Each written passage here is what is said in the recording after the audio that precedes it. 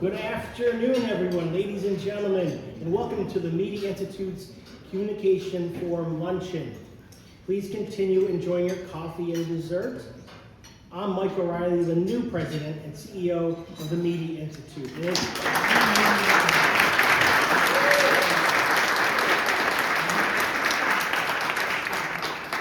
It's my great pleasure to welcome you to our February luncheon, which kicks off our 2026 Luncheon series.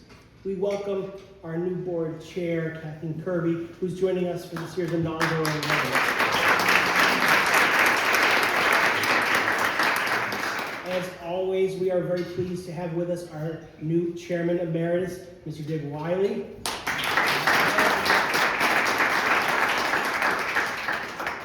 Before I turn to today's program, I'd like to extend my sincere appreciation to the staff of the Media Institute.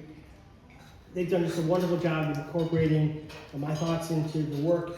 Many of them have worked for decades. The former president and CEO has been with the Media Institute for 44 years. Susanna here has been here for 26 years. I will tell you, I will not be here in 44 years. I'm not sure I'll be on the planet in 44 years. Moreover, I wish to thank your company's generosity that we have the food before us, the policy events for which TMI is best known, and the resources to fight attempts to infringe on behavior and practices protected by our nation's treasured First Amendment to the U.S. Constitution, supreme law of the land. On that note, TMI recently engaged in court proceedings by joining an amicus brief led by the Reporters Committee. The case challenges an interesting view of defamation and its interplay involving commercial lobster harvesting and right whales. Who thought of that? Right whales and defamation. True story. You should know that TMI is planning an exciting year for luncheon speakers. Expect more information on our upcoming invitees in the coming days. Lastly, I am considering starting a TMI book club. Seriously. Some of you probably don't think I can read all that well, but let me know if you are interested in joining. The first book on my list is Jonathan Turley's 2024 book, The Indispensable Right, Free Speech in an Age of Rage. Certainly, that's not an endorsement since I just started reading it. Right now, I'd like to turn to our program. There's an old saying in DC that I'll paraphrase. Be very kind to everyone you work with on your climb up the career ladder, as someday you may find them at the top. Today is one of those days, although I had no hand in inviting our speaker. TMI is incredibly honored to have with us a dear personal friend, Arielle Roth. Ms. Roth was sworn in as Assistant Secretary of Commerce for Communications and Information on July 30, 2025. In this role, she serves as Administrator of the National Telecommunications and Information Administration, the executive branch agency that advises the President on communications, broadband, and internet policy. Before joining the NTIA, Ms. Roth spent nearly a decade in senior policy roles on Capitol Hill and at the Federal Communications Commission. She most recently served as Policy Director for Telecommunications on the U.S. Senate Committee on Commerce, Science, and Transportation under the chairmanship of Senator Ted Cruz. She previously served as Legislative Counsel to former Senator Roy Blunt. Earlier in her career, she was a legal fellow at the Hudson Institute's Center for the Economics of the Internet. Ms. Roth holds degrees from the University of Toronto and McGill University's Faculty of Law. Please don't hold it against her. Please join me in welcoming our speaker to the Media Institute to share thoughts on the pressing matters before NTIA. Madam Assistant Secretary, the floor is yours.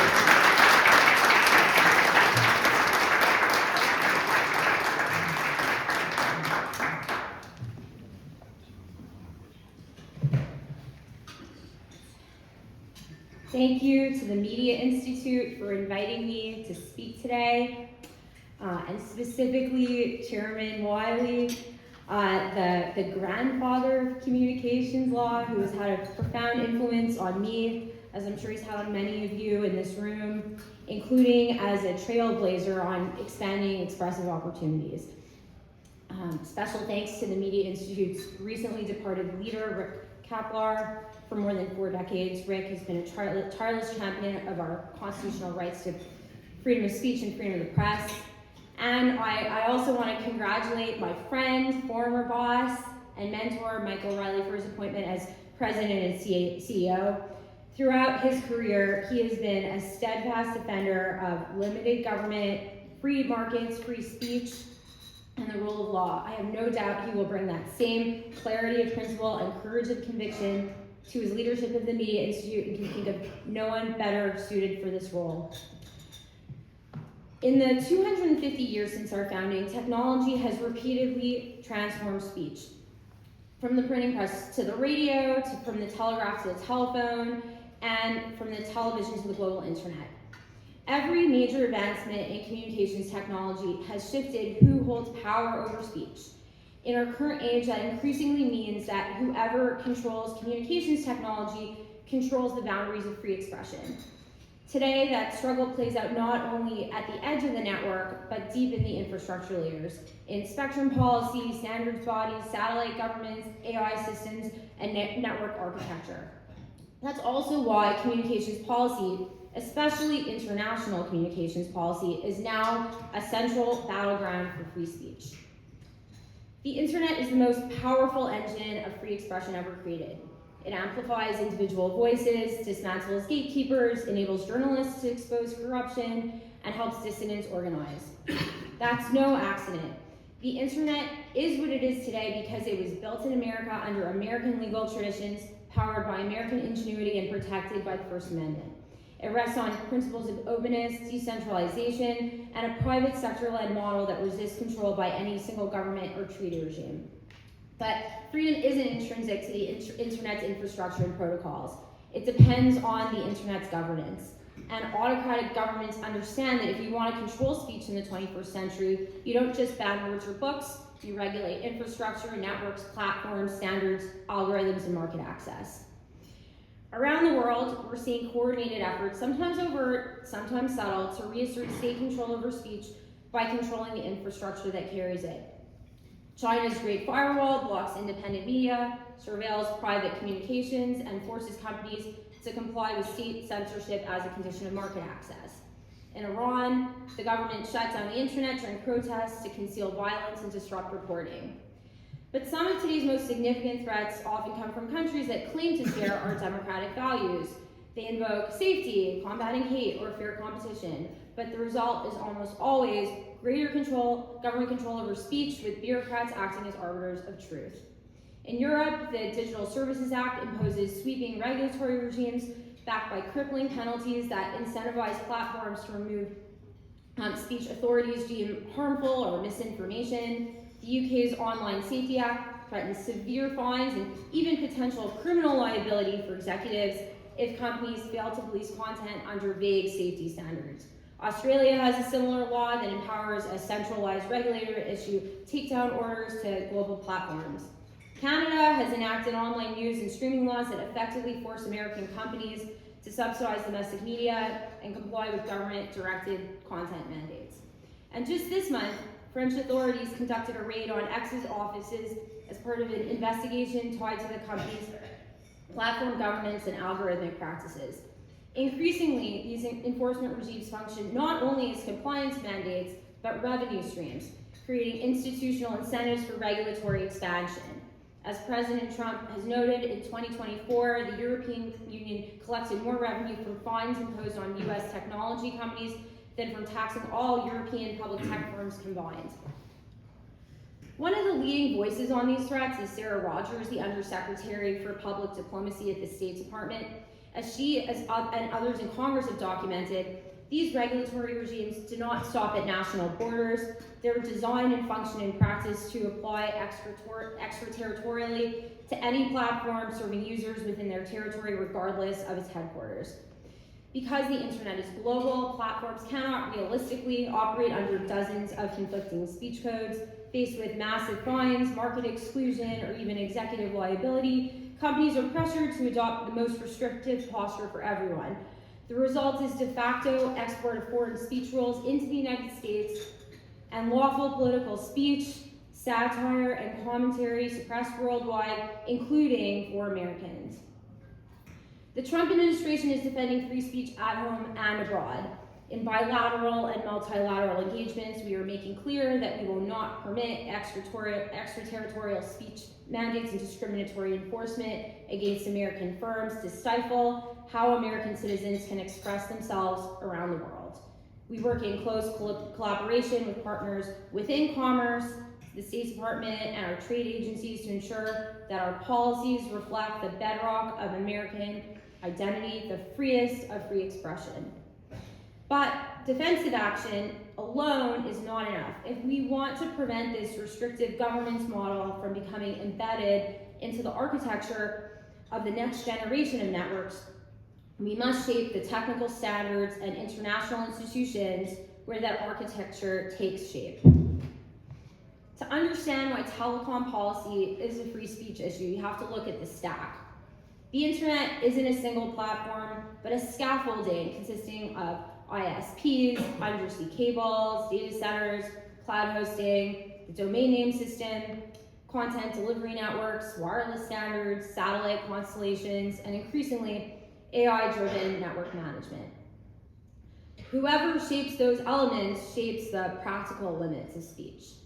If authoritarian governments dominate standard-setting bodies, spectrum policy, satellite deployment, 6G, and AI, they can embed surveillance, censorship, and centralized control into the architecture of next-generation networks. That is why U.S. leadership in technology that powers communications is not optional. It's a free speech imperative. One of the most critical things we're focused on at NTIA is increasing U.S. participation and leadership at standard-setting bodies. Organizations like 3GPP set the technical frameworks that will define next-generation networks. I attended a 3GPP meeting last year, and it was very clear that if the United States is not present, engaged, and leading in these bodies, others will be. And the standards that emerge will reflect their priorities, not ours. We're working to bolster America's presence at 3GPP to ensure that technical specifications accommodate America's leading role in international spectrum policy. Similarly, we must remain vigilant against efforts to transform the International Telecommunications Union into a centralized internet regulator. Certain member states have advanced proposals to transform the ITU's mandate from technical coordination toward a broader regulatory or governance role over the internet, including most recently at last December's World Summit on the Information Society. This would shift decision-making authority from decentralized private sector innovators and engineers to a forum where many member states reject free expression as a governing principle. NTIA is showing up in international meetings from Azerbaijan to China to push back against mission creep and efforts by our adversaries to fundamentally change the character of the internet. That's also why leadership at the ITU matters and why the US supports the re-election of Secretary General Dorian Bogdan-Martin to keep the ITU anchored in transparency and its core technical mission. We also must be proactive when it comes to next generation networks. Ensuring the widespread adoption of a trusted 6G stack is foundational to achieving America's vision of a free and decentralized internet, one built on secure and trusted architecture rather than state-directed models. That's why we're working with US companies and other trusted partners in supporting innovations like AI native RAN. To drive further development of US-based AI native RAN architecture, NTIA will launch a new notice of funding opportunity in the coming months to explore how the US can promote a domestic exportable AI native 6G stack using the innovation fund's remaining $50 million. This initiative advances the administration's AI action plan and strengthens our effort to build and export a secure American AI technology stack. American leadership in 6G also means restoring American leadership in spectrum policy. In December, President Trump issued a presidential memorandum directing immediate action to advance the clearing of federal spectrum for 6G and build support for American spectrum positions internationally. Toward that end, We are working around the clock with interagency partners to develop strong US positions for the upcoming April meeting of the ITU Americas region, CTEL. In addition to advancing key licensed spectrum positions at WRC 27, we also must stay vigilant in defending Wi-Fi in the 6 gigahertz band. Unlicensed spectrum is a critical tool that allows entrepreneurs to deploy and test new applications in the marketplace. In this environment, innovation is driven by consumer demand, not top-down government mandates. As a quintessentially American technology, Wi-Fi has also facilitated free expression around the globe. Unsurprisingly, many of the same governments that seek to leverage the ITU to centralize control and suppress speech are also hostile to unlicensed applications like Wi-Fi. Finally, as 6G develops, the integration of terrestrial and satellite networks is expected to be a defining feature that makes American leadership in commercial space non-negotiable. But satellite isn't just an area of American technological leadership. It's profoundly American in character and principle. It breaks the grip of centralized regimes by bypassing terrestrial choke points. When authoritarian governments shut down networks or weaponize local infrastructure to silence speech, satellites can keep information flowing. That's also why some foreign governments seek to block advances in satellite technology.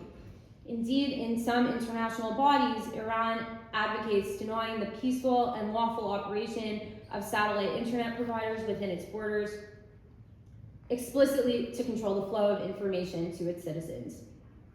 This dynamic is not limited to authoritarian regimes. The European Union's Draft Space Act, now under negotiation, restricts the ability of American providers to compete in the EU space market and hamstrings emerging services through burdensome regulation. Rather than creating new regulatory categories for a nascent category of the global economy, we invite our counterparts and friends in Europe to adopt the frontier spirit of space exploration and innovation that has served American firms and the world so well. The Trump administration is unapologetically committed to promoting the leadership of US satellite companies and fighting protectionist attempts to restrict their access to markets and spectrum.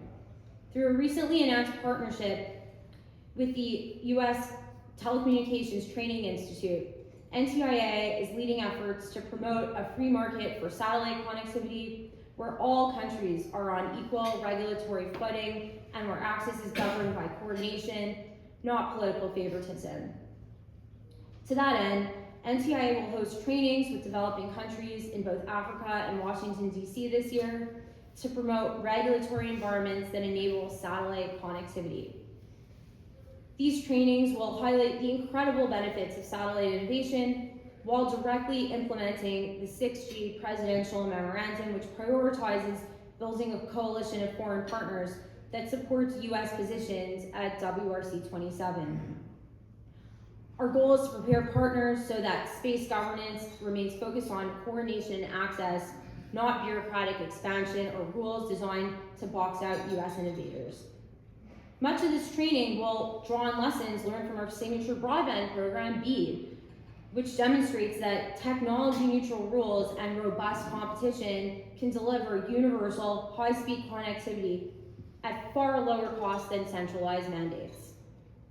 After all, American space policy is not just about technological leadership, important as that is. It's also about connecting the most remote parts of the world and the most isolated individuals to the global exchange of information. That connectivity enriches lives across the globe, even as it unsettles governments that fear free expression. At NTIA, we understand that defending the First Amendment now requires defending the infrastructure that carries it.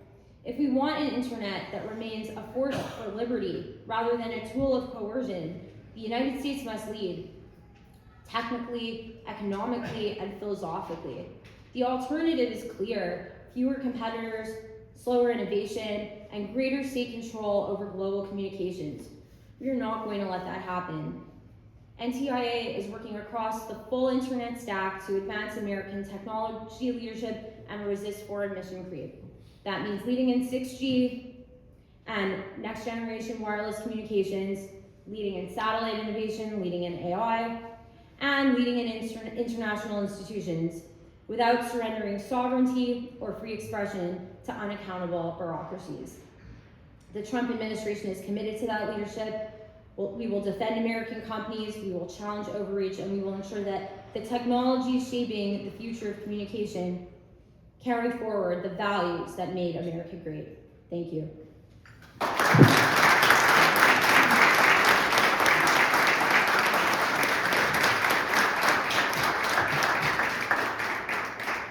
Courageously offered to take a couple questions from the audience. Lynn? Lynn Stanton from TR Daily. Do you have the ETA on guidance for the use of the paid savings or non-deployment funds, and feel like giving us any hints as to what it might say? That's the $21 billion question. Look, we're very proud of the results of the benefit of the bargain. We've seen an expedited program that's achieving universal connectivity throughout the United States, consistent with the law as written by Congress, in an accountable and cost-efficient manner. We're really proud of the savings that we've been able to achieve through that process. We hosted several listening sessions. Our first one was so well attended. I think we had 1,800 unique registrations that we had to do a second one. So we're working through the results of those listening sessions and developing guidance, and we're looking forward to making it available as soon as possible. Thank you. Any other questions on mind? All right, I'll take the advantage to ask one. Oh, sure. I'd be interested in understanding your take, a shift from an amazing, wonderful staffer to a principal.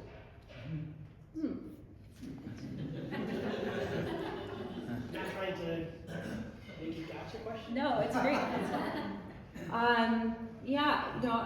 Thank you for that question. It's been in some ways, a challenging transition for me as somebody who's been a staffer for so many years and used to being, behind the scenes. I'm not necessarily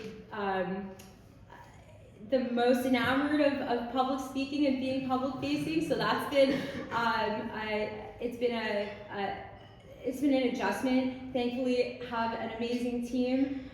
Brooke is here, my amazing chief of staff. Brooke hired me many years back to work for Commissioner O'Reilly. I was so grateful to replace also the great Amy Bender, who's here. But you cannot replace Amy. But so I think it's been, and so that's a good illustration of some of those interesting dynamics in DC and the importance of just being developing great relationships with your colleagues and being kind to everyone. I would say that I'm incredibly grateful for this opportunity, given all of the important mandates before NTIA, and looking forward to getting so many of them across the finish line, from BEAD to Spectrum to our international engagement. Perfect. Please join me in thanking these Madam Assistant Secretary.